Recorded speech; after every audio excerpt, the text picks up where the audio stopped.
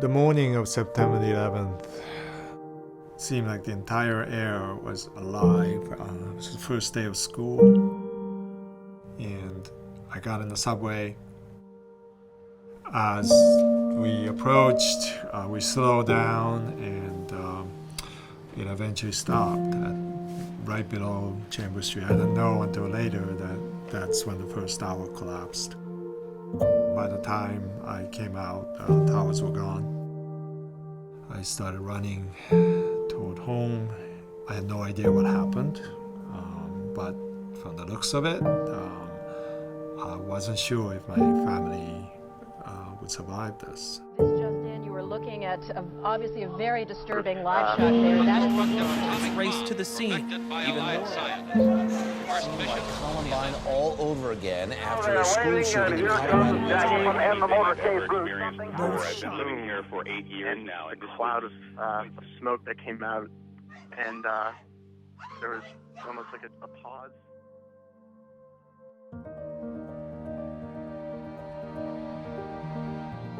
You are united by trauma. It is universal. Doesn't matter which culture you live in, whether you are Wall Street giant or somebody in poor village in Nagasaki. It's a universal language that connects us all. Trauma is a very powerful thing, and we can't just lightly say, well, let's get over it. You know, it doesn't work like that, and it stays with you and lingers. These cast this dark shadow over your life. So I define ground zero as these historical places that experience trauma. But ground zero is also a cancellation point, you know, ground zero. I struggled with that term as a Japanese American because I know Hiroshima and I know Nagasaki. Even though I was traumatized by 9/11, I hesitated to use that term.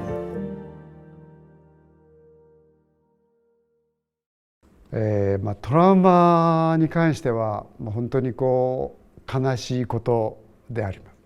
で、グラウンドゼロのニューヨークのことがあったり、長崎はその前に原爆という、もう本当に人類ではあってはならない原爆投下という悲惨な事態にあってトラウマを感じています。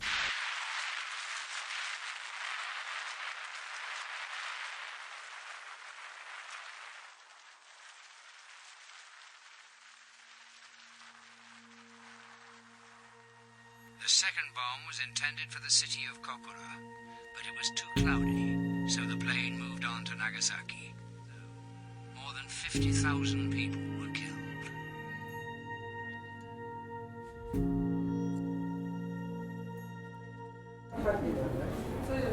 This is a prayer for Nagasaki. Nagasaki must be the last place exposed to an atomic bomb.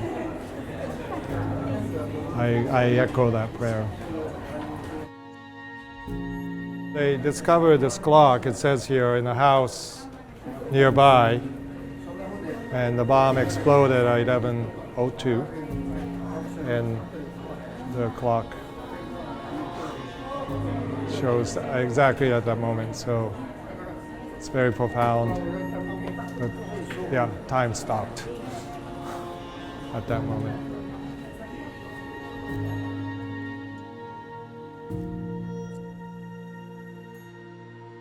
These are the beads of the stained glass windows,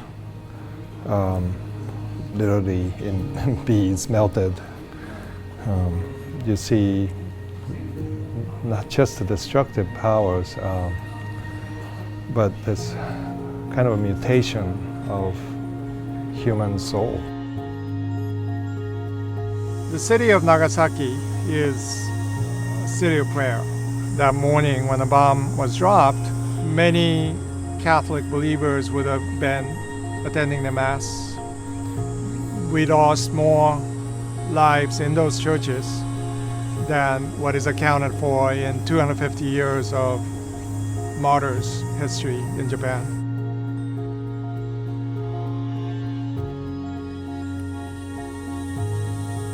If I can speak about my ground zero.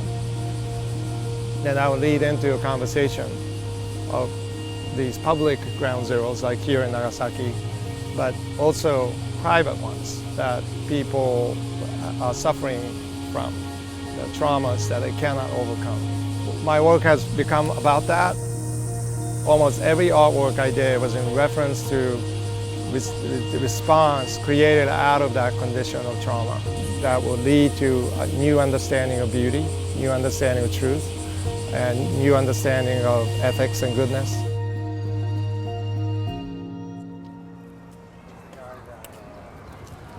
So I used to drop off my kids at this school and walk up to my studio, which is up Greenwich Street. So the tower fell slightly toward the highway, and so it didn't come down this way, fortunately. If it came down this way, this whole area would have been absolutely destroyed.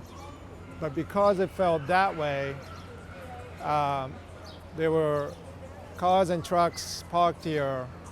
The firebomb of the towers, when it came down, all the cars exploded up to Chambers Street here.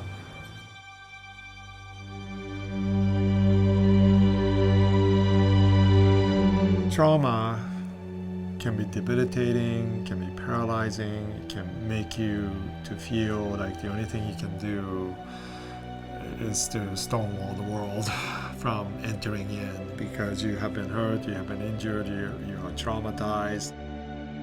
I think part of revisiting past traumas is only possible if you intend to create something out of it.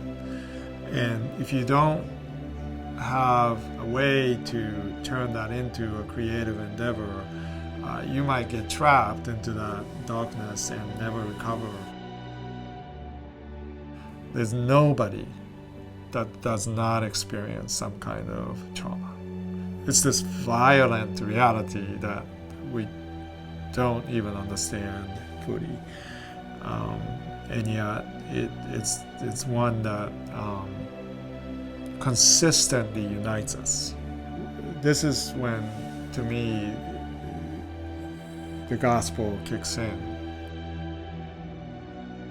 The path that Jesus took carrying his cross and the suffering that he endured and the trauma that he inflicted upon his own journey, as it were, the trauma of God, the pain of God, is ultimately what heals us.